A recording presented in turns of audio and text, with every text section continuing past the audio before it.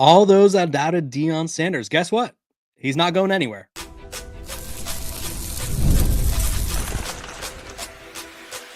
You are Locked On Buffs, your daily podcast on the Colorado Buffaloes, part of the Locked On Podcast Network, your team every day.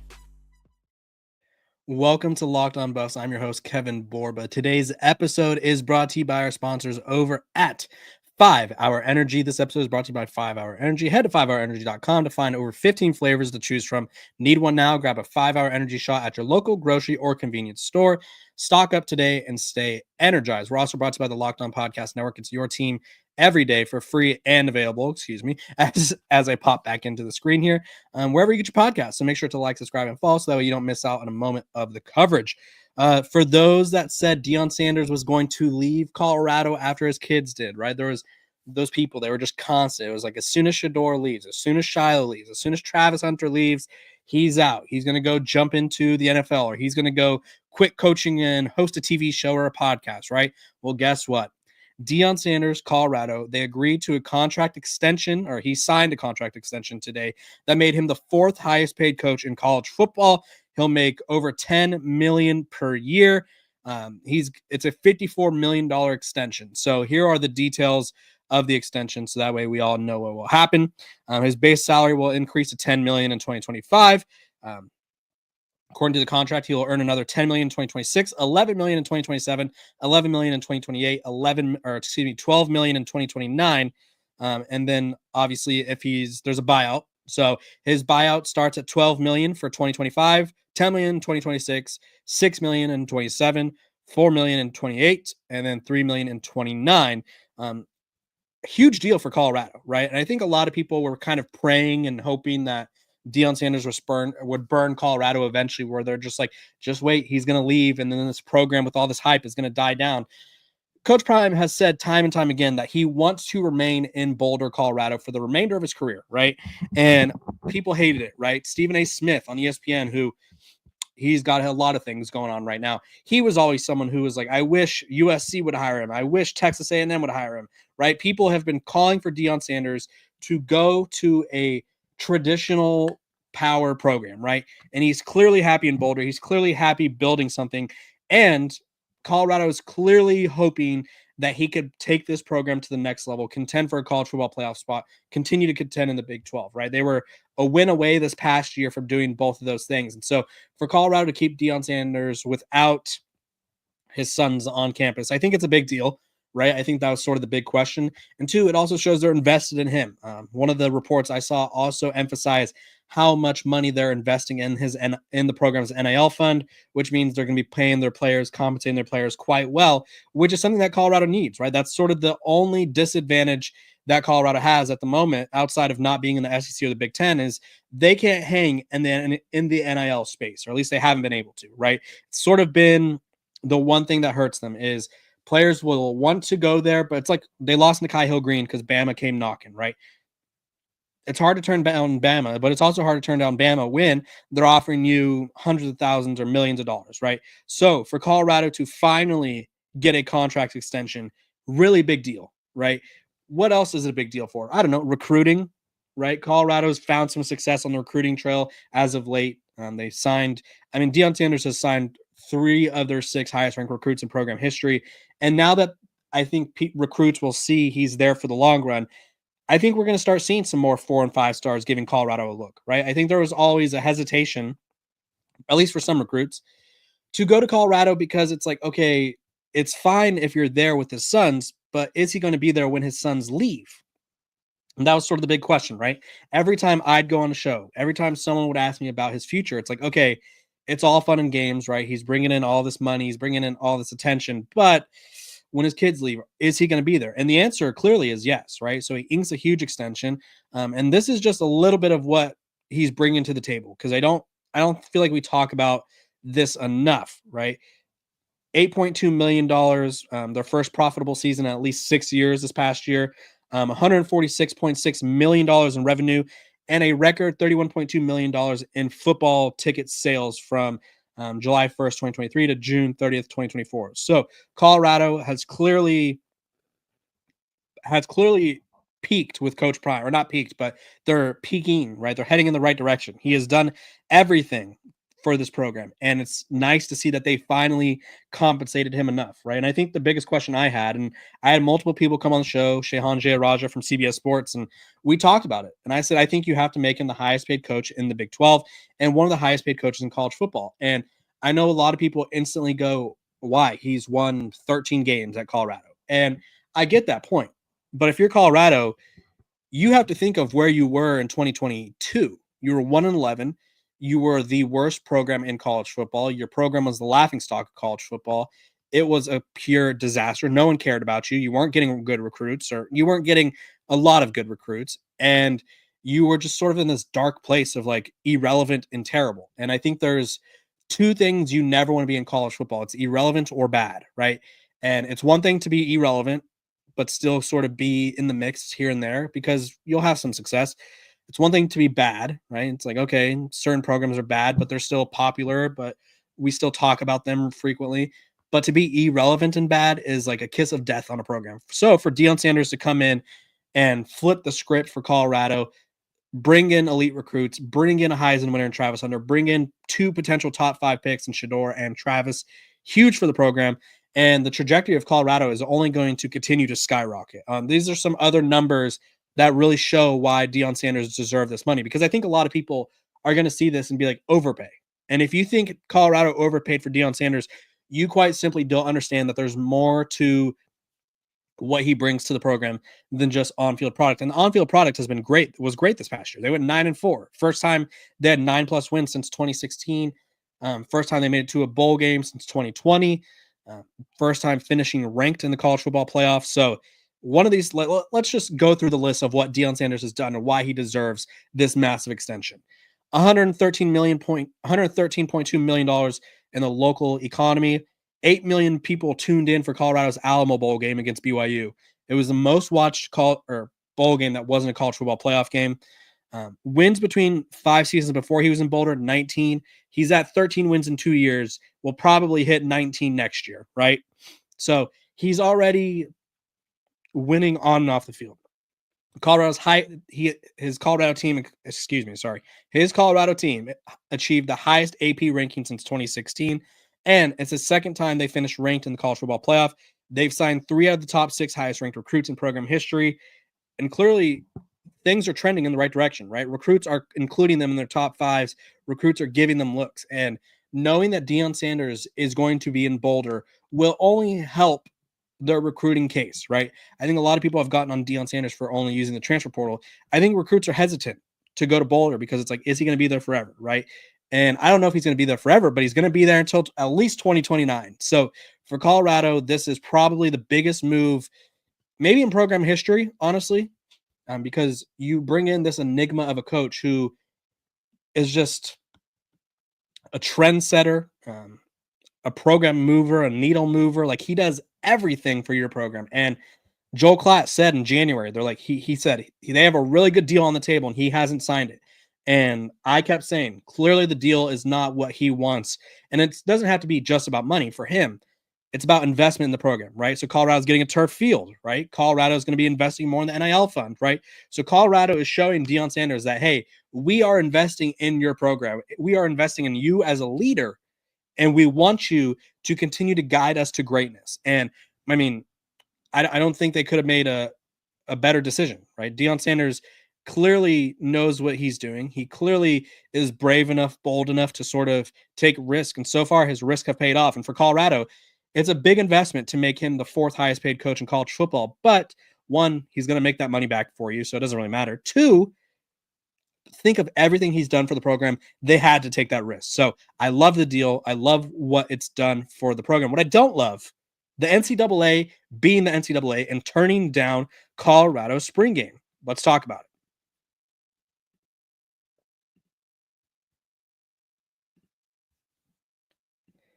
This episode of Locked On Buffs is brought to you by our sponsors over at Nissan. We're all about the stats because numbers don't lie. And when it comes to the all-new Nissan Armada PRO-4X, the numbers are on MVP level. With the ability to tow up to 8,500 pounds, it can quite literally carry the whole team plus the gear wherever you need to go. It's powered by a twin-turbo V6 engine, delivering the strength and performance to handle highways, back roads, and everything in between. And with the room for up to 8 people, the Armada Pro-4X is built for big crews, big adventures, and even bigger memories. Whether you're exploring off-road trails or rolling up to the arena, the Armada Pro-4X brings power, versatility, and style wherever you go. So take your adventures to new heights in the all-new Nissan Armada Pro-4X. Learn more at nissanusa.com.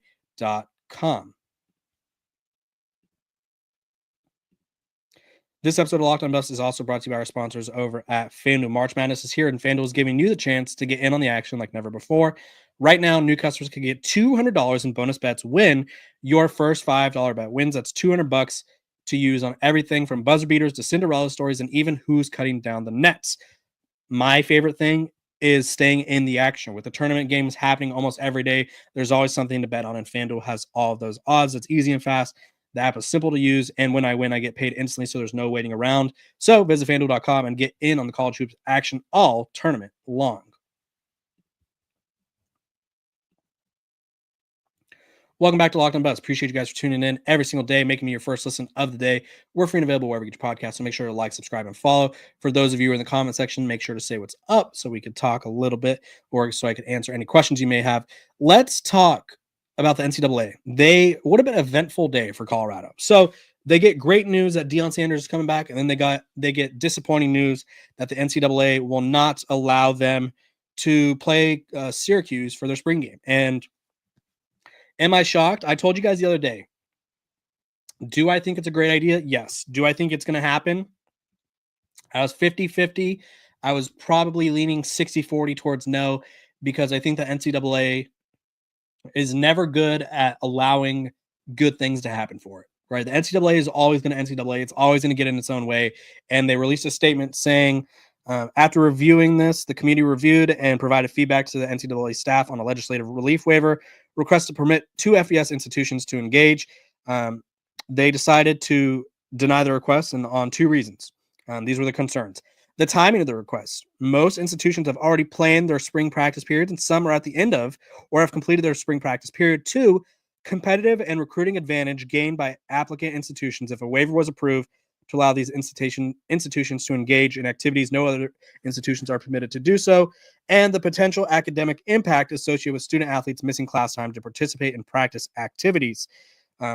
The committee advised the NCAA staff that for the reasons noted above, it opposed the waiver. The committee agreed to discuss during a future meeting a concept that could permit joint practices in future seasons. So basically, the NCAA won't allow it because, one, too quick of a turnaround, right? Colorado spring game was scheduled for April 19th. That's literally in 2 or 2.5 weeks, I believe. 2, it gives them advantage, right? Recruits can come visit certain events that not every program could do. And then 3, the student athlete part, we're still pretending that they're student athletes that are going to miss out on valuable class time, right? Am I shocked? No. Am I disappointed? Absolutely. I think this could have been a great event. I do admire, or at least I'm hopeful that it says it'll be discussed in a future time. I think they want to give everybody in college football the option to sort of participate, is what it comes down to.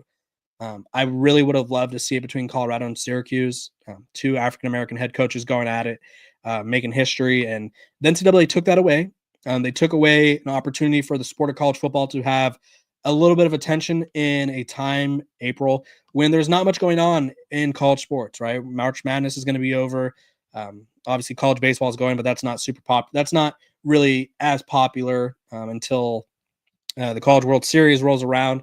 And so you have the NBA, right? You have MLB. So it was like the one time that these programs had an opportunity to make some more money for themselves, to have their own platform. And it was going to be on ESPN2. And it was going to be a really cool, unique spring event. And with traditions dying in college football, with spring games all over the country dwindling, it would have been nice to have a spring game, right? I thought Deion Sanders' idea, or I think it still can, right? I think it's going to save spring games or the concept of a spring game. I just think the NCAA wants a say in it, and they're probably going to figure out a way to sanction it or profit off of it because obviously it's the NCAA. So NCAA says no. Are we shocked? No. Are we disappointed? Yes, very much so, because I think it could have been quite the spectacle. And it's one of those things where I just feel like the NCAA is always going to make the wrong move, because that's just like their brand, right? They whatever fans want or whatever is the right move in theory, they oppose it. So no spring game for Colorado Syracuse, at least not under NCAA sanctions. I mean, who knows? Maybe they'll go against it and just do it anyway. I think if there was any coach in college football that would push the boundaries like that, it would be Deion Sanders of Colorado. But we don't know the ramifications of what would happen if he just decided to sort of give the finger to the NCAA and be like, you know what, I'm going to do it anyway. So we'll just have to wait and see. But either way, NCAA is going to NCAA, as I said. When we come back, we're going to be talking about Shedeur Sanders and where his possible best mock draft, or where his possible best landing spots are for the NFL draft. This episode is brought to you by 5 Hour Energy. Daylight savings snuck up on us again, and if you're feeling that lost hour of sleep, 5 Hour Energy has your back. The extra sunshine means more time for fun, but sometimes you need a little boost to power through. Whether you're staying up late watching an NCAA tournament, squeezing in a round of golf after work, or just trying to keep up with your busy day, 5 Hour Energy gives you that quick, refreshing pick-me-up whenever you need it. Basketball madness. I've been staying up late watching all the tournament action. It's exciting. How could you not love these games? But I need a little bit of energy, a little bit of a pick-me-up, and 5 Hour Energy helps me keep up the next day. Head to 5hourenergy.com to find over 15 flavors to choose from, including watermelon, blue raspberry, peach mango, and you can even build your own 12-pack or 24-pack delivered right to your door. If you need one now, grab a 5 Hour Energy shot at your local grocery or convenience store. They're everywhere. Stock up today and stay energized with 5 Hour Energy. The NCAA tournament is here, and so is the Bracket Breakdown. Locked On Podcast Network and Amazon Fire TV channels are teaming up to deliver NCAA tournament coverage like never before. Watch studio shows featuring former players and Locked On's local experts as they guide you through every upset, buzzer beater, and bracket matchup. Stream it all for free on Amazon Fire TV channel. Search Bracket Breakdown to see it all for free. It's your team every day. Welcome back to Locked On Buffs. Appreciate you guys for tuning in every single day, making me your first listen of the day. We're talking NFL draft about Shedeur Sanders specifically because the NFL keeps shaking it up, right? We keep hearing what teams he's linked to. And so I'm going to tell you the teams that I like the best for Shedeur Sanders. I'm going to rank them realistically. I'll go through right now the first we'll go the first 10 picks, and we'll identify which teams stand out as quarterback needy teams. Tennessee Titans, possible fit, yes. They need a quarterback. Will Levis ain't it. Cleveland Browns, they need a quarterback to replace Deshaun Watson. He's a disaster. I don't even know if he'll ever touch the field again. He's been, that's probably one of the worst contracts in sports history. They need a quarterback. The Giants, I don't know. They need a long-term solution at quarterback, but right now their quarterback room is quite full. Patriots, no. Jacksonville Jaguars, no. Las Vegas Raiders, kind of, right? They just got Geno Smith. They need a quarterback of the future, but they have Pete Carroll. He's old. Does he want to develop a quarterback at this time? Or what are Pete Carroll's intentions, right? Does he want to develop a young quarterback, or is he trying to win right away? Like I said, he's old. The New York Jets, they need a quarterback, right? They have Justin Fields. I don't think Justin Fields is a long-term solution for anyone. I think Justin Fields will sort of be a journeyman. I think this will be his last chance to start. Panthers at 8, don't need a quarterback. Saints at 9, I think they could use a quarterback. I think Derek Carr is on his last leg of his career, and they owe him a lot of money, but I don't think he's the long-term answer there. The Bears don't need a quarterback. And then if there was any team that was also in the first round that needs a quarterback, it's the Pittsburgh Steelers, which I also think is a fit. If I had to rank my top 5 landing spots for Shedeur, I would probably go, Cleveland Browns, right? Good offensive-minded head coach. You get to learn from an experienced quarterback. Do I like Deshaun Watson as a quarterback? No, but he's experienced. He's had some bright moments. So the Cleveland Browns are up there. The Las Vegas Raiders, I think, would be a really good situation for him. The New Orleans Saints also. So I'd probably go Raiders, Browns, Saints, Giants, Steelers at 4, Giants at 5. And the reason I'm not high on Shedeur to the Giants is because I don't understand their direction. And the Giants as a franchise just scream franchise that's going to end up firing a head coach and GM probably next year. So it's like, does Shedeur really need to be in a position where you have 2 quarterbacks, Russell Wilson, Jameis Winston, who both want to start, and are both probably, are they going to want to mentor him, or are they going to want to salvage their careers? Like, what are their motivations, right? Geno Smith, I think he knows he's a starter. I think he'd be willing to mentor Shedeur because I think that he at least knows that they brought him in for a reason. Derek Carr, same thing. Does he want to mentor Shedeur? I don't know, right? The Steelers need a quarterback really bad, and they don't really have an option right now, so he'd probably be thrust into action right away. Do I love my rookie quarterbacks being thrust into action right away? Probably not, but if the best place for him to go if he wants to play right away would be the Pittsburgh Steelers. So those are my top options. I honestly, it's one of those things where Shedeur Sanders is a unique prospect because I think people are scared of his father. I think they're scared of the energy and the attention he's going to bring, but you're getting a really accurate, smart, and tough quarterback, and that's what a lot of teams need. In Athlon Sports' latest mock draft, our insider, Luke Easterling, had him going number 2 overall to the Browns, and he says, you either have a quarterback or you don't. The Browns have neither, he says you either have a quarterback and a chance to contend or you don't. The Browns have neither, and Sanders is clearly the second best signal caller in this year's draft. If they think he's got what it takes to be a franchise passer in the NFL, they can't afford to pass him up and risk the Giants or any other team grabbing him instead, right?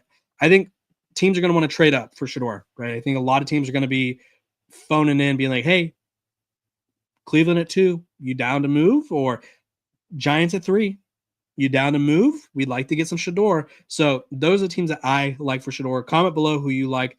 But I appreciate you guys for tuning in, making me your first listen of the day. We're free and available wherever you get your podcast. Make sure to like, subscribe, and follow. And I will see you guys on Monday. I hope all of you have a great weekend.